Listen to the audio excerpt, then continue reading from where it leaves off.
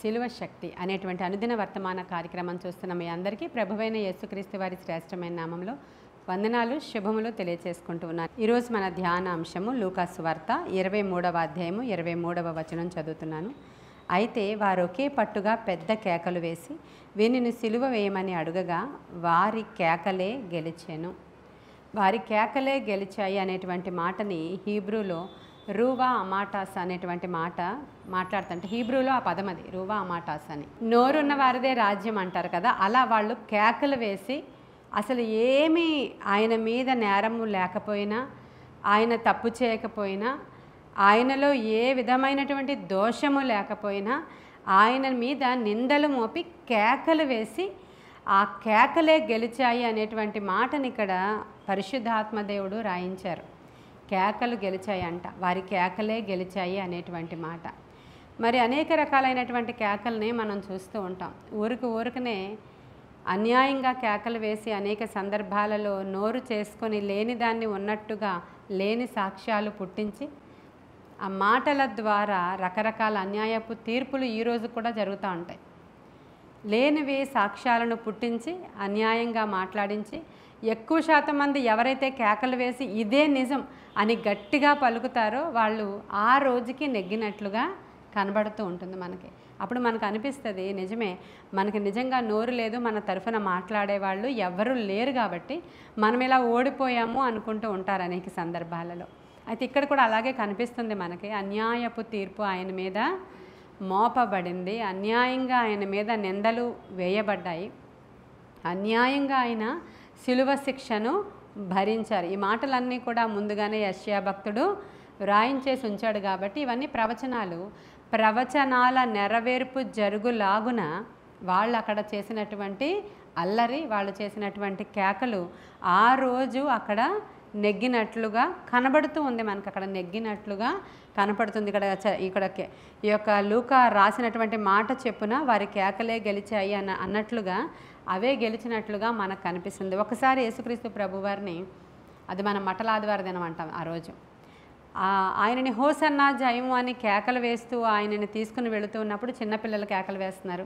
అక్కడ ఉన్నటువంటి అనేక మంది ప్రభువుని వెంబడిస్తున్న వాళ్ళందరూ కూడా హోసన్నా హోసన్నా హోసన్నా జయమని కేకలు వేస్తుంటే అక్కడ ఉన్నటువంటి యూదులు వాళ్ళందరూ కూడా ఏంటి అల్లరి, నీ వెనకాల చేస్తున్న వాళ్ళందరినీ ఒకసారి నీవు సద్దుమణపచ్చు కదా, ఏంటి కేకలు, ఏంటి అల్లరి అన్నప్పుడు ప్రభువు ఏమన్నారంటే, వీళ్ళు గనక నోరు మూసుకుంటే రాళ్ళు కేకలు వేస్తాయి అన్నారు. ఇప్పుడు మరి ఎక్కువగా ఇవన్నీ జ్ఞాపకం వచ్చి వాళ్ళు కేకలు వేయడం మొదలుపెట్టారంట. అక్కడ కేకలు వేసినప్పుడు ఆయన సద్దు మణపలేదు కదా, ఇప్పుడు రాళ్ళు కేకలు వేస్తాయి అంటున్నాడు కదా, మనం కూడా కేకలు వేద్దాం ఇక్కడ అని చెప్పి వాళ్ళందరూ కూడా కేకలు వేసిన తర్వాత మేమే నెగ్గాము అని వాళ్ళు ప్రూవ్ చేసుకున్నారు ఆ రోజు వాళ్ళు. అయితే మరి నోరు చాలా ఇంపార్టెంట్ పార్ట్ మన జీవితంలో పోషిస్తుంది అనేది మన అందరికీ కూడా తెలుసు. మన నోటితో ఏం మాట్లాడుతున్నామో, ఏం సాక్ష్యం చెప్తున్నామో, ఏమి కేకలు వేస్తున్నామో, నీవు నోరు బాగుగా తెరవము నేను దానిని. మన నోటిని ఎలా తెరవాలంట? బాగుగా తెరవాలి. దేనికోసం? ఇలాంటి కేకలు వేయడానిక? ఇలాంటి అన్యాయపు కేకలు వేయడానికి కాదు, కానీ జయముతో కూడినటువంటి జయోత్సవముతో కూడిన కేకలు వేయడానికి మన నోటిని ఉపయోగించాలని దేవుడు ఆశపడుతున్నాడు. ఆ మాటతోనే అంటాడు ఆయన, ఒకవేళ కానీ మీరు కేకలు వేయకపోతే ఈ రాళ్ళు కూడా కేకలు వేస్తాయి అని ఆ సందర్భంలోనే యేసుక్రీస్తు ప్రభువారు వారితో మాట్లాడితే అక్కడ జరిగినటువంటి ఇన్సిడెంట్లో అన్యాయమే నెగ్గినట్లుగా మనకు అనిపిస్తుంది, కానీ అంతిమ విజయము సిలువదే. ఎందుకంటే అక్కడ శోధకుడు కోరుకుంటున్నాడు, ఇదిగో ఖచ్చితంగా ఇతన్ని ఈ విధంగా రాళ్లతో కొట్టాలి, కొరడాలతో కొట్టాలి, ముళ్ళ కిరీటం పెట్టాలి, ఆయనని హింసించాలి, ఆయనని బాధ పెట్టాలి అని శత్రువు ఎన్నో పన్నాగాలు అక్కడ పన్నుతున్నారు. శత్రువులుగా భావించిన మనుషులు కూడా చాలా చాలా అల్లరితో కూడినటువంటి కేకలు వాళ్ళందరూ కూడా వేస్తున్నటువంటి సందర్భాన్ని మనం అక్కడ చూస్తాం. అయితే మనము యెహోషువ గ్రంథంలో చూస్తాము 6వ అధ్యాయంలో, అక్కడ కూడా చాలా కేకలు వాళ్ళు వేశారంట. దేనికోసం వేశారు? అడ్డుగా ఉన్నటువంటి అడ్డుగోడ కూలిపోవడము కొరకైనటువంటి కేకలు. మనము మౌనముగా ఉండడం ఎప్పుడు కూడా మంచిది కాదు. కొన్ని సందర్భాలలో మౌనంగా ఉండడం కూడా పాపమని ఎంచబడుతుందంట. ఎస్తేరు గ్రంథంలో ఈ మాట ఏమంటాడంటే మొర్దెకై, ఈ సమయంలో నీవు మౌనముగా ఉన్న ఎడల ఏమవుతుంది, నీలాంటి వాళ్ళని దేవుడు ఎవరినో ఒకరిని రేపుతాడు, లేపుకుంటాడు. నీకు ఇక్కడ ఉంచినటువంటి సందర్భం ఏమిటో, దేవుడు ఎందుకు నిన్ను ఇక్కడ ఉంచాడో ఒకసారి నువ్వు జ్ఞాపకము చేసుకో అని ఆమెతో మాట్లాడతాడు. కాబట్టి మనమందరము దేవుని యొక్క మాటలు మాట్లాడే వాళ్ళముగా అనునిత్యము నోటిలో స్తుతి కేకలు ఉండాలి మన నోట్లో.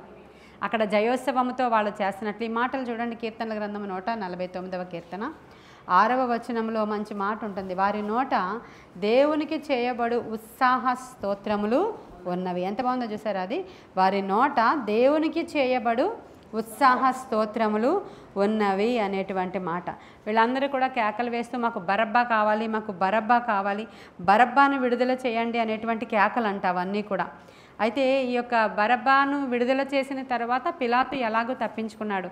నిన్నటి దినాన్ని మనం మాట్లాడుకున్నటువంటి అంశంలో పిలాతు ఆ బరబ్బాను విడిపించి తను చాలా చక్కగా చేతులు కడుక్కొని రక్షించబడిపోయినట్లుగా మనం అక్కడ చూస్తున్నాం. ఈరోజు మన నోటిని అనునిత్యము స్తుతులతో నింపుకుంటే ఇలాంటి అన్యాయము లేదంటే ఇటువంటి భయంకరమైనటువంటి శోధనలు, ఎటువంటి అపవాదికి సంబంధించినటువంటి మరి శాపగ్రస్తమైనవి గృహంలోనికి రాకుండా మన గృహాలలో ఏమి రావాలంట, ఎప్పుడు కూడా స్తుతి సునాదాలు, రక్షణ సునాదాలు, దేవుని గూర్చినటువంటి పాటలు, దేవుని గూర్చిన మాటలు మన నోట్లో నుంచి వచ్చినప్పుడు ఖచ్చితంగా అన్యాయస్తుడు మన ఇంట్లో నుంచి వాడు పారిపోతాడు. నేను మొన్న చెప్పాను వాక్యం చెప్తున్నప్పుడు, నేను ఇక్కడ వాక్యం చెప్తుంటే పరిశుద్ధత గురించి దర్శనంలో కనబడుతుంది, వాడు అక్కడ వాక్యం చెప్తున్నాడు.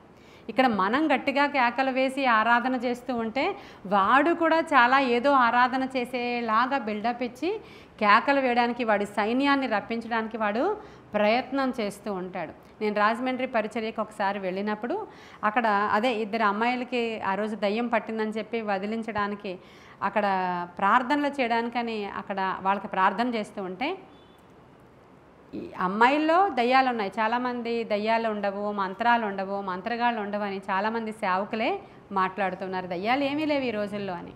అప్పుడు యేసుక్రీస్తు ప్రభువారు దయ్యాలను వెళ్ళగొట్టారు, శిష్యుల్ని కూడా దయ్యాలను వెళ్ళగొట్టమని ఆజ్ఞ ఇచ్చి పంపించారు. అసలు మంత్రగాళ్ళు ఏమీ చేయలేరు. ఒకవేళ నిజంగా మంత్రగాళ్ళు ఉంటే, ఇదిగో నేను నిమ్మకాయలు నాకు ఇవ్వండి, నేను మెళ్ళో వేసుకుంటా, నాకు ఎండుమిరపకాయలు ఇవ్వండి, నేను నవలేస్తా అని కొంతమంది పాస్టర్ గారులు అంటున్నారు.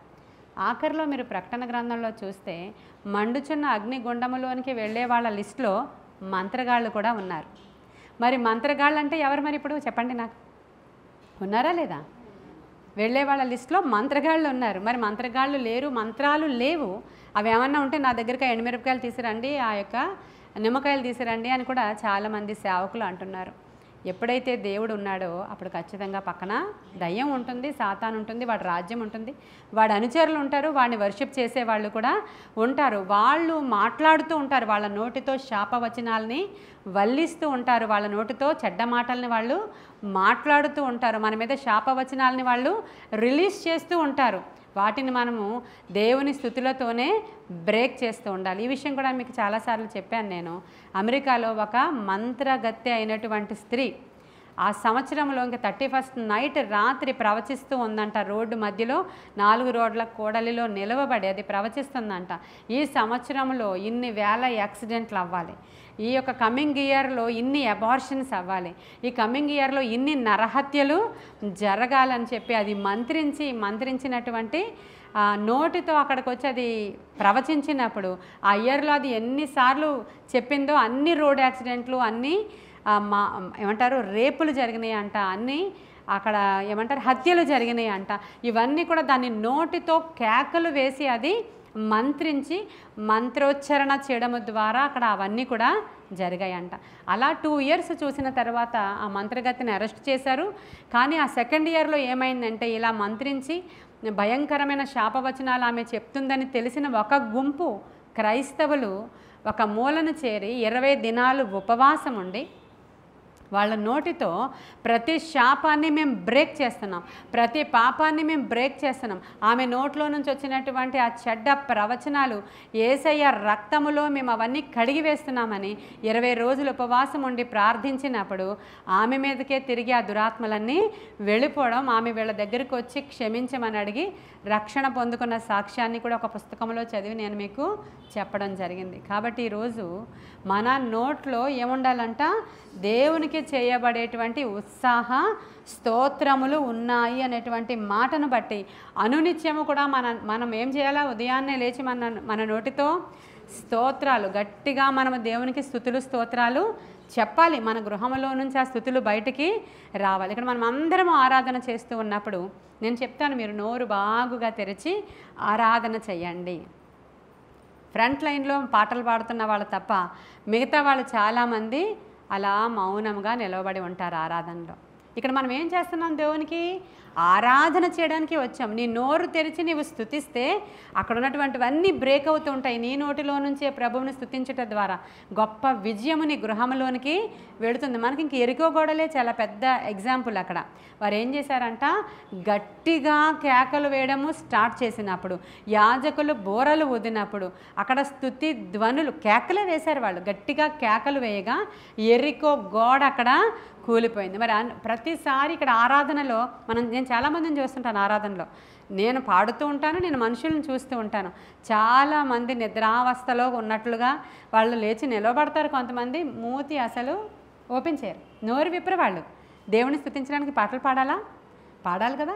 మనము పాటలు పాడుట క్రైస్తవులకి చాలా దేవుడిచ్చిన తలాంత్ అది. మీరు నోరు తెరిచి స్తుతించాలి, పాటలు పాడాలి, దేవునికి స్తోత్రాలు చెప్పాలి. వాక్యం చెప్తూ ఉన్నప్పుడు కూడా స్తోత్రం అని చెప్తూ ఉండాలి. ఏదైనా చెప్పినప్పుడు కూడా అవును, ఆమేన్, అవునుగాక అనే పదాలు మనం మాట్లాడుతున్నప్పుడు అవి అప్లై చేస్తున్నప్పుడు ఈ దుష్టుడి యొక్క ప్రభావం అక్కడి నుంచి పారిపోవడం అనేది లేఖనమే సమర్థిస్తుంది దాన్ని. లేఖనం సమర్థిస్తుంది దాన్ని. చాలామంది తాము సిగ్గుపడవలసిన విషయాలు యందు అతిశయపడుతూ ఉంటారు. చూడండి, మనం చూస్తాము గట్టిగా చప్పట్లు కొట్టి దేవుని స్తుతించండి అని చెప్తాం. కొన్నిసార్లు సభల్లో అవ్వచ్చు, మన మందిరంలో అవ్వచ్చు, నేను వాక్యం చెప్పినప్పుడు అవ్వచ్చు, చాలా మంచి వర్తమానాలు, లేదంటే మంచి ఆరాధన జరుగుతుంది, అందరూ చప్పట్లు కొట్టి గట్టిగా హల్లెలూయా చెప్పండి అంటే కొంతమంది గట్టిగా చప్పట్లు కొడుతూ ఉంటారు. కొంతమందికి ఎంత సిగ్గంటే 2 చేతులు ఇలా పెట్టుకొని ఇలాగే కూర్చొని ఉంటారు. చూడలేదా మీరు? మీ ఇంట్లో చూడలేదా? మీ ఇంట్లో ఉన్నారు కదా, కొంతమంది ఉన్నారు కదా, మీ ఇంట్లోనే ఉన్నారు కదా కొంతమంది. వాళ్ళు 2 చేతులు కొంతమంది ఇలా కట్టుకొని నుంచుంటారండి ఆరాధనలో. మీరు వీడియోలో చూడండి. మన ఆరాధనలో లేకపోతే మిగతా చర్చెస్లో ఆరాధన జరుగుతూ ఉంటే చప్పట్లు కొడుతూ జయధ్వనులతో దేవుని స్తుతించండి అని వాక్య లేఖనంలో రాయబడింది. ఎలా నుంచుంటారు? ఇలా నుంచిన చేతులు కట్టుకొని అలా నుంచుంటారు. క్రికెట్ వస్తుంది వాళ్ళ ఇంట్లో క్రికెట్ వస్తున్నప్పుడు ఇక ఏ సిగ్గు లేదు వాళ్ళకి. పక్కింటోళ్ళు చూస్తున్నారా, పక్కింటోళ్ళు వింటున్నారా, మన భార్య చూస్తుందా, లేకపోతే మా అబ్బాయి చూస్తున్నాడా, మా అమ్మాయి చూస్తుందా, అసలు సోఫాలోంచి బయటికి లేచిపోయి గట్టిగా చప్పట్లు కొడుతూ వీలైతే విజిల్స్ వేస్తూ ఇటువైపు పిల్లలను పిలిచి అటువైపు పిల్లలను పిలిచి చూసారా 6 అదా 4 అనుకుని గట్టిగా కొడుతుంటారు లేదా? అవునా కదా? ఆ విషయాలలో వాళ్ళు అతిశయపడుతున్నారు. ఎవరో మన దేశం తరఫున ఆడుతున్నారు, నిజమే, నువ్వు అప్రిషియేట్ చేయాలి, నిజమే. కానీ అక్కడ నీవు సిగ్గుపడవు. దేవుని మందిరంలో నువ్వు గట్టిగా చప్పట్లు కొట్టి కేకలు వేయండి అని చెప్పినప్పుడు మౌనం. ఎందుకని? దుష్టుడు వారి నోర్లను కట్టేసి ఉంచాడు. ఖచ్చితంగా వారి నోరు దేవునికి చేయబడి స్తుతుల మీద ఆధారపడి అది లేదు. నీవు నిలబడి జయధ్వనులు చేయండి, మీరు గట్టిగా హల్లెలూయా చెప్పండి, 2 చేతులు ఎత్తండి అంటే మనం అది చేయలేకపోతూ ఉంటాం. ఇలాగ చేసినప్పుడు, ఇలాంటి గేమ్స్ ఆడినప్పుడు, మీ పిల్లల స్కూల్లో ఏమైనా పర్ఫార్మెన్స్ ఇస్తున్నప్పుడు, లేదంటే ఏదైనా జరిగినప్పుడు, మీకు ఇష్టమైన పాట వస్తున్నప్పుడు కదా, సినిమాల్లో కూడా కొంతమంది అది చేస్తుంటారు, విజిల్ చేసేస్తుంటారు వెనక నుంచి కదా. ఇప్పుడు మామూలుగా మందిరాల్లో కూడా వేస్తున్నారులేండి, అలాంటివి కాదు మనం చేయాల్సినవి. మనం బైబిల్లో ఏముందో బిబ్లికల్ దాంట్లో చప్పట్లు కొట్టమన్నారు, మనం చప్పట్లతో జయధ్వనులు చేస్తాం. గట్టిగా అరిచి ఆరాధించమని ఉంది అక్కడ. దావీదు ఎలా ఎలుగెత్తి మొర్ర పెట్టేవాడంట, అరిచేవాడంట, ఆయన ఆరాధించేవాడంట, ఆయన సిగ్గుపడేవాడు కాదంట. దేవుని మందిరంలో నాట్యం ఆడడానికి కూడా ఆయన సిగ్గుపడేవాడు కాదంట, కేకలు వేయడానికి కూడా. శత్రువు అంతలా రెచ్చిపోయి శాపవచనాలతో కేకలు వేసి మరలా ఆయన సిలువ వేయండి అంటే మనమేం చెప్తున్నామంటే హోసన్నా జయమని కేకలు వేయాలి. అనునిత్యము ప్రతి వారం కూడా దేవునికి చేయబడే స్తుతుల మీదట, చిన్న బిడ్డలు చేసేటువంటి స్తోత్రాల మీదంట ఆయన ఒక దుర్గాన్నే కట్టేశాడంట. హల్లెలూయా. ఆ చంటి బిడ్డల యొక్క స్తోత్రముల మీద ఒక దుర్గము నిర్మించబడి ఉందంట. కాబట్టి వాక్యం వింటున్న వాళ్ళు ఎవరైనా సరే ఇప్పటి వరకు మౌనముగా కూర్చుని ఆ పక్క వాళ్ళ వైపు, ఈ పక్క వాళ్ళ వైపు, వెనక వాళ్ళ వైపు భలే అరుస్తున్నారు. వీళ్ళు కూడా బాగా అరుస్తున్నారని చూస్తుంటారు కొంతమంది. ఎవరెవరు అరుస్తున్నారు బాగా? లిల్లీ బాగా అరుస్తుంది, చాలా బాగా అరుస్తుంది. శ్యామల కూడా బాగా అరుస్తుంది.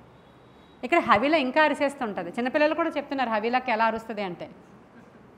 ఎలా కేకలు వేస్తుంది వాళ్ళు యాక్టింగ్ చేసి చూపిస్తున్నాం. నువ్వు చంటి బిడ్డల వంటి వారు మీరు అయితేనే కానీ దేవుని రాజ్యంలోనికి మీరు వెళ్ళరు. తాము సిగ్గుపడవలసిన విషయాల యందు అతిశయపడతారు, అతిశయపడవలసిన విషయాల యందు సిగ్గు.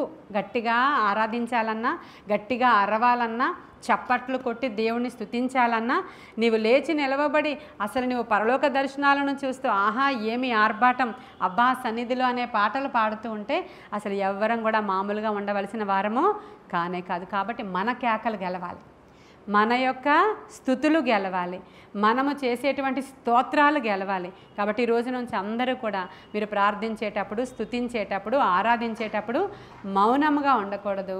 ఉదయాన్నే లేచినప్పుడు నీ స్వరము ఫస్ట్ దేవునికి వినబడాలి, నీ కేకలు ఫస్ట్ దేవునికి వినబడాలి. తర్వాత నీవు ఇంట్లో వాళ్ళ మీద ఎన్ని కేకలు వేసుకున్నా పర్వాలేదు. అవి వేయకుండా ముందుగా దేవునికి చేయబడే స్తోత్రాలను నువ్వు వేసినప్పుడు ఆ స్తుతి ధూపం దేవుని దగ్గరికి నైవేద్యంగా వెళ్ళినప్పుడు, పాత నిబంధన కాలంలో పశువులను బలిగా ఇచ్చేవారు. నూతన నిబంధన కాలంలో పశువులకు బదులుగా, ఎడ్లకు బదులుగా మా పెదవులను మీకు అర్పణగాను, బలి అర్పణగాను, బలియాగముగాను ఇస్తున్నాము అనే మాట బైబిల్ గ్రంథంలో ఉంటుంది. కాబట్టి ఈరోజు ప్రతిరోజు కూడా నీవు లేచి స్తుతి కేకలు వేయమని ఈ సిలువ ఈరోజు మీకు నేర్పిస్తూ ఉంది. కొందరు ఈలాగున, కొందరు అలాగున కేకలు వేశారంట. ఎఫెసు పట్టణంలో పౌలు గారి దగ్గర ఆయన అర్థమీ దేవే నిజమైన దేవే అని కొందరు అలా కేకలు వేశారంట. పౌలు చెప్తున్న సువార్త నిజమైనదని కొందరు ఈలాగున కేకలు వేశారంట. ఆ గందరగోళంలో ఎవరు ఏం కేకలు వేస్తున్నారో వాళ్ళెవరికి కూడా తెలియలేదంట. అంత గందరగోళంలో పౌలు ఒక మాట మాట్లాడి నోట్లో నుంచి వాళ్ళందరినీ కామ్ డౌన్ చేశాడు. హల్లెలూయా. దేవుని యొక్క మాటలు జ్ఞానయుక్తముగా మాట్లాడి, పౌలు మాట్లాడిన మాటలు జ్ఞానముతో తన నోరు తెరిచి ఆయన జ్ఞానముతో మాట్లాడి అక్కడ జయం పొందుకున్నాడు. అర్తమీదేవి విగ్రహాలన్నీ కూడా మూతవేయబడ్డాయి. అర్తమీదేవి విగ్రహాలు అక్కడ అమ్ముడు పోకుండా మానిపోయాయి. అక్కడ ఎఫెసు పట్టణంలో విపరీతమైన విగ్రహారాధన. కానీ ఆయన మాట్లాడిన మాటలకి సన్హెడ్రిన్ సభంతా మౌనముగా అయిపోయిందంట. అందుకనే మనం కూడా మాట్లాడాలి, స్తుతించాలి, ఆరాధించాలి. ప్రభువుని గూర్చిన మాటలు మనం మాట్లాడుతూ ఉంటే జయం వస్తూ ఉంటుంది. ఇట్టి జయము ప్రభువు మనకి ఇవ్వాలని ఈ యొక్క సిలువ నుంచి ఈరోజు నేర్చుకుంటున్నది ఏంటంటే, ఆయన ఎదుటిగా హోసన్నా జయం అనేటువంటి మాటలు ప్రభువుని గురించి మాట్లాడడానికి సిగ్గుపడు వారముగా మనము ఉండకూడదు. మన నోరు తెరిచి మనం మాట్లాడాలి, స్తుతించాలి, ఆరాధించాలి. కాబట్టి కొన్ని మాటలు దేవుడు మన వినికిడిలో దీవించునుగాక. ఆమేన్. ప్రార్థన చేసుకుందాం. మహాపరిశుద్ధుడవైన తండ్రి, మహోన్నతుడవైన దేవ, సర్వాంతర్యామి, సర్వశరీరులకు దేవుడా, సకల ఆశీర్వాదాలకు కారణభూతుడా, నాయన ఏమైతే మాటలు మాట్లాడి మమ్మల్ని మేము బలపరుచుకున్నామో, కొందరికి తెలియక వారు స్తుతించకుండా ఉండిపోతారు.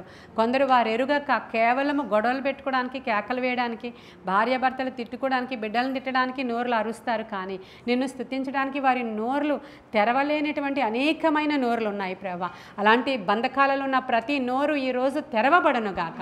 కొందరు నాయన ఎన్నో మాటలు మాట్లాడి జోకులు వేస్తారు, కానీ దేవునికి నాయన ప్రార్థన చేయమంటే వారి నోరు తెరవబడదు ప్రభా. అటువంటి వారిని కూడా దర్శించండి దేవా, అటువంటి వారిని కూడా దర్శించండి ప్రభా.